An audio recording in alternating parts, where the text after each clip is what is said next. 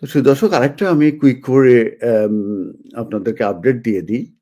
আপডেটটা হচ্ছে যে কিছু কান্ট্রির জন্যে তাদের যে ভিসা ইস্যু হয়ে থাকে, সেই ভিসাগুলো সাসপেন্ড হতে পারে।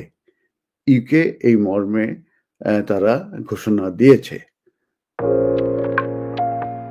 তো US secretary of homeland security Chris Noem এবং আ তার সঙ্গে আমাদের যে হোম সেক্রেটারি অ্যা অ্যা শাবানা মাহমুদ মিটিং করেছে এবং সেখানে মিটিংয়ে এই বিষয়টি নিয়ে আলোচনা হয়েছে যে তারা ইউকে তারা সাসপেন্ড করতে পারে ভিসা ফ্রম কান্ট্রিজ কিছু দেশের যেসব কান্ট্রিগুলো ডোন্ট প্লে বল এবং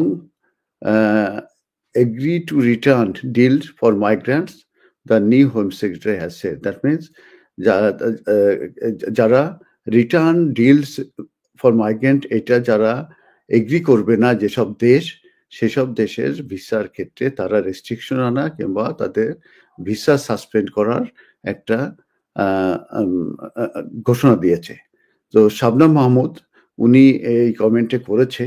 উনি ডোনাল্ড ট্রাম্পের যেখানে মূলত অনুষ্ঠানটা হয়েছিল সেখানে হোস্টেড হিসাবে হেড অফ হোমল্যান্ড সিকিউরিটি এবং মিনিস্টার ফ্রম অস্ট্রেলিয়া, নিউজিল্যান্ড এবং কানাডা তারা একসঙ্গে মিলিত হয়েছিল, মিটিং করেছিল এবং সেখানে ইন্টেলিজেন্স শেয়ারিং হয়েছিল 5 আইস গ্রুপ হিসাবে ইন লন্ডন এবং সেখানে মূলত শাবনাম মাহমুদ এই কমেন্টটি উনি করেছেন। তো উনি বলতে চাচ্ছেন যে গভর্নমেন্ট তারা continue to face pressure to reduce the number of people crossing the channel in small বোটে করে যারা আসছে তাদেরকে ঠেকানোর জন্য কিন্তু বর্তমান গভর্নমেন্ট ভীষণ রকমের ইসে আছে, কি বলে, প্রেশারে আছে। তো স্যাটারডেতে যেটা আমাদের যে নতুন যে হোম সেক্রেটারি শাবানা মাহমুদ উনি প্রথম যখন উনি যখন ওথ নেন ওই দিনে দেখা গেছে যে 1097 পিপুল তারা এই বোটে করে অ্যারাইভ করেছে এবং এটা higher number of people on record. তো সেই কারণে শাবানা মাহমুদ বলছে যে আমাদের টপ প্রায়োরিটি হচ্ছে সিকিউরিং দ্য ইউকেস বর্ডার।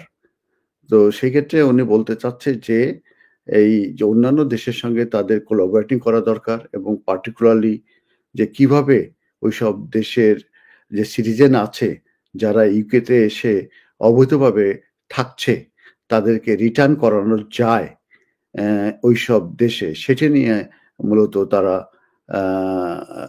আলাপ আলোচনা করতে চাচ্ছে এবং একটি ডিল করতে চাচ্ছে এবং সেই সব ক্ষেত্রে যদি তারা ডোন্ট প্লে বল, তারা যদি বল যদি প্লে না করে তাহলে পরে we have talking about taking much more